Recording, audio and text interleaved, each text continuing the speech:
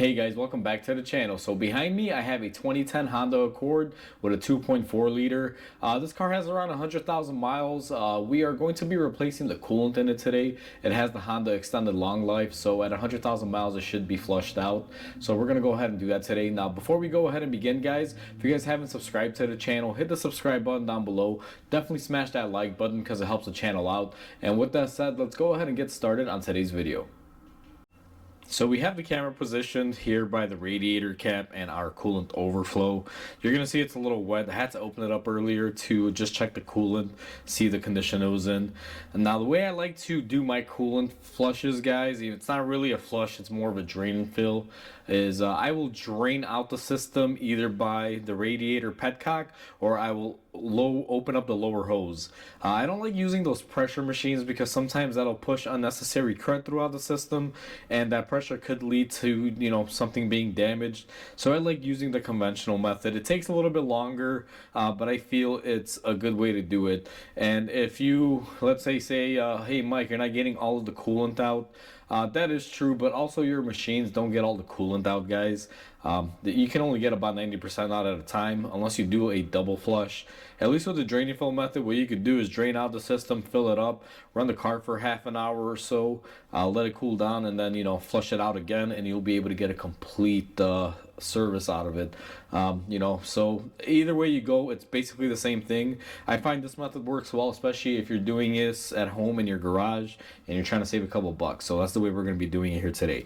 Now where I like to begin is go ahead and take off your radiator cap, and we're going to set that to the side. The next thing that I want to do is go ahead and remove this tube that connects to our reserve tank here. Sometimes these are stuck on. Be very careful when taking it off. This one wasn't that bad of a fight. What you want to be very careful with, and see if I could zoom you in, is you don't want to break this little nipple off the radiator. If you do, you're replacing the radiator, so be very cautious. If you don't feel comfortable taking it off, you could always unscrew it and kind of do one of these where you take it off and you just leave this hanging. However, I do remove it just because I want to clean out the tube and everything. So we're going to go ahead and screw this back on. Now, the other thing that I like to do is I come in here, and these tanks can be a little difficult. You want to kind of grab it and wiggle it around as you pull up, and then you should be able to unlatch it right here. I'll kind of zoom you guys in. Hopefully I can get the correct angle. But you will see there is a bracket right there that it goes into. Sometimes you have to go in here with a flathead screwdriver and push on this tab out a little bit to be able to slide it out. But we were able to get it off just by wiggling it. Sometimes that also works. And the reason why we removed this tank is because this one, you guys can see, is full, and sometimes there's a lot of crud in here, so I like to wash these out very thoroughly because the coolant can sit in them for quite a while, and it'll just build up a lot of crud and dirt. So that's why we are opting to take that off so we can clean it up. Now that we have all of this done and out of the way, what we're going to do is go ahead and get the car lifted up so we can start draining the coolant.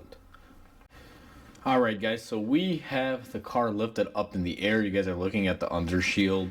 What we're going to be doing on this car, because it has the drain, if you come up here towards the center of the bumper, you guys will notice we have a drain petcock here. All you're supposed to do is turn this counterclockwise. It's kind of like a drain plug, and all the coolant will drain out of here. And that's where we're going to drain our coolant from. I'm going to go ahead and set the camera up here just like this, because we are going to need our drainer, which is going to be right here. Now I got to move the lighting around, guys. There may be some shadowing here, but the way this works is quite simple. You grab your drain. Now sometimes they can be very stuck on, so what you're going to want to do is just grab some pliers, something like this. And it's made out of plastic, so you don't really want to crank on it like crazy, just enough to break the stiction loose on it. And this is where removing the radiator cap definitely pays off.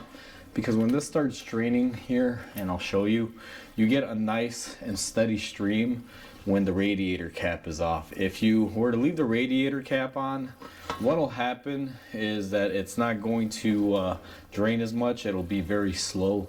Now I'm actually trying to make this drain a little faster. I'm actually going to remove the petcock all the way here, but it's actually draining pretty good. Maybe I'll just leave it as is. So we're going to let this drain for a little bit, guys, and I'll be right back.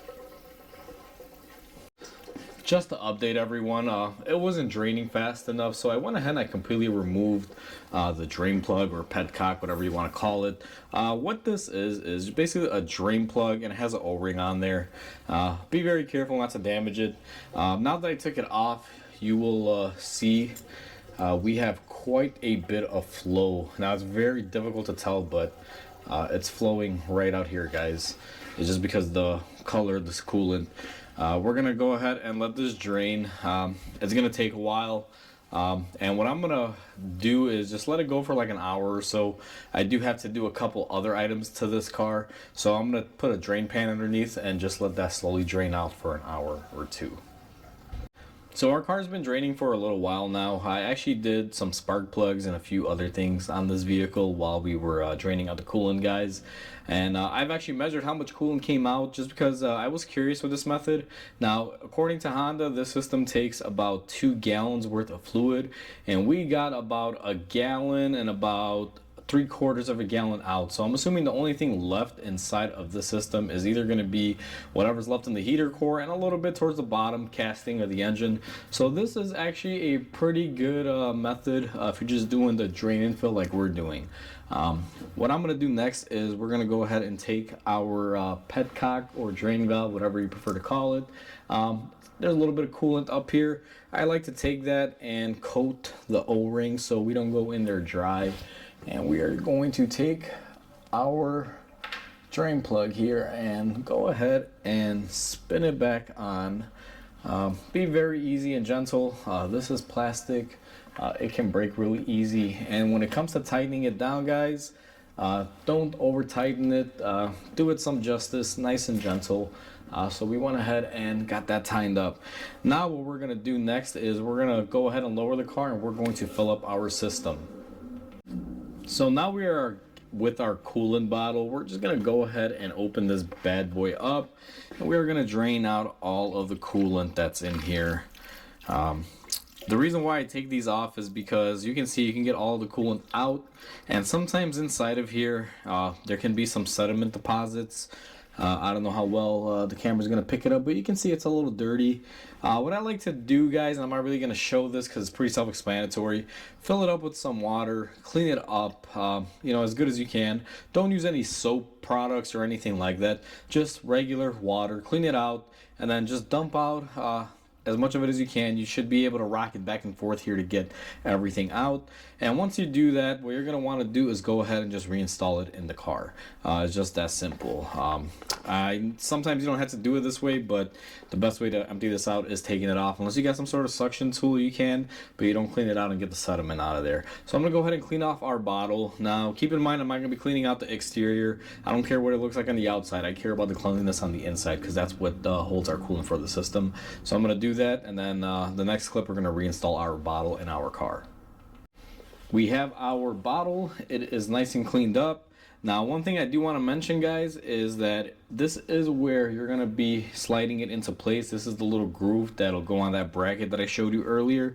And it's quite simple. We're just going to take it, go ahead and just push it in, and it should firmly go into place. Then what we're going to do is take our hose and very carefully slide it into our radiator neck where it belongs. And for right now, we're gonna keep this bottle empty. We're gonna fill this up at the very end once we're done bleeding up our cooling system. Now what I'm gonna do is grab my quick fill funnel, and we're going to set it up on our radiator neck so we can refill our system. We are gonna set our quick spill-free funnel on here, guys. What this is basically this guy right here. it comes with these adapters depending on make and model. There's actually a whole bag full here. You can see what you're gonna do is find the appropriate adapter. In our case, we're going to grab this shorty snout because that fits really well on the radiator. And as far as figuring out which cap goes on it is very simple. You're just gonna look at your old radiator cap, or the one that came originally with the car that you just took off. You're gonna match it up with the appropriate cap. Now there's only 3 or 4 different metal style caps that come in this kit, so it's pretty easy to determine which one you have. It's not really all that hard. We're gonna go ahead and put our adapter piece and our cap holder in place, and you'll see this is nice and tight. Next thing that we're gonna do is go ahead and put our coolant on here, and we're going to remove our plunger that stops it. Now that we have the funnel set up, guys, I'm gonna go ahead and fill it up with some blue coolant. Now I don't use the Honda original one, it wasn't in the budget for this vehicle. Instead, we're going to be using the Peak variant. There's a lot of product lineups from Peak. They make different coolants for different cars, for European, for Asian, you know, you name it. So we're gonna go ahead and fill this up. Now I'm not gonna cover it on camera because it's just, you know, me dumping coolant in here could take a minute or two because this does aerate out and burps out as we fill it. So I'm gonna go ahead and do that off camera, and I'll bring you guys back in. I've gone ahead and filled up the system. It took about 5 minutes because this will burp out as you fill it up, guys. Just to show you an example, you see there, every time you fill it up, air will come out, and you know, it just takes its time going back down. Now what we're gonna do in the next couple minutes here is we're gonna go ahead and start the car up, and we're gonna let it run. Now the run time to bleed out the system will vary, because the way we're going to bleed it out is this is going to stay on here with the coolant. We're going to keep it filled, so if this level drops, we're going to be adding some more coolant. I fill mine to about right there. I don't like to get it all the way up in case there's a big bubble that comes out and decides to spill over. So you know, just a little bit all the way towards the bottom is what you need, and just keep filling it up gradually. I'm going to go ahead and start the car up, let it run. The run time will vary on how long it takes for the coolant to warm up. Have the thermostat open and let it circulate a loop. Typically when the fans come on and they start blowing air out, that'll tell you that the thermostat has opened up. However, you want to give it a couple fan rotations. So right now if I start it up and I leave it running for about 30 minutes and my fan kicks on and I can see that my coolant level is dropping, what I'm going to do is wait for the fan to kick on once or twice. I've covered how to bleed a cooling system in another video, so I'm not really going to cover it too in depth in this one, guys. So what we're going to do is go ahead and start the car and let it run, and I'll bring you guys back once we have our system bled out. Alright guys, so our car has been bleeding for about an hour now. The fans have kicked on multiple times. One thing that I do want to address in the last clip, that I said that you're going to have to start the car and let it bleed out after we fill up the system. Make sure that you set your heater to the heat mode, and make sure that it's fully open, because when you're bleeding the air out of the system, guys, you want to get the air out of your heater core and anywhere you may have trapped air. Now this car was already in the heater mode because it's currently winter here, so the customer already had it on heat. But before you go ahead and turn on your car and start bleeding it out for any air in the coolant system, make sure that as soon as you start it up, your car is set to heat mode. If you have a car that has rear heat, make sure that is in the heater mode as well, so you can get all the air out of the complete circuit and the whole system. Now our car's been running, like I said, for about an hour or so now. All of the air has come out of it. We are going to get ready to cap it off. Now the way I'm going to do this is I squeeze on this upper hose, I go ahead and insert my plunger on here, and I take off our adapter. And what we're going to do is go ahead and take the coolant cap and reinstall it. Now we have some excess coolant here, which I think is going to be enough to fill up our reservoir. So we are just going to take our funnel, and I'm going to pay attention here to my max level, and we are going to dump the excess coolant that we used to bleed off into our reservoir. Now that has brought our level to the max, so we are actually perfect. Sometimes what happens is if you overfill that funnel that we had here, you'll have too much and you fill up your bottle and you have to wind up throwing it in the trash, guys, because once you pour the coolant in there and that coolant's been cycled through the car and it comes back up in your funnel, you pretty much have to recycle it at that point. That coolant is trash. You can no longer use it. So now that our bottle is filled up to a proper level, what we're going to do is go ahead and close our coolant bottle here. Make sure everything is good. Our recovery tank is nice and tight, and this is closed off. We have this put in place correctly. Now, one thing you will notice between now and the previous clip, our engine miraculously got cleaned up. I went ahead and I cleaned up this engine bay. It was looking pretty gunky. Plus, I do have a video that I recorded of me replacing this valve cover gasket and doing spark plugs on this engine, and it was just really caked on oil. I cleaned up my valve cover, make sure that, you know, we have a nice clean area to show our customer that there are no more leaks. So that is pretty much how you do a cooling system flush on this Honda Accord, guys. Hope you guys enjoyed it. Alright guys, so that is how you do a coolant flush on a 2010 Honda Accord.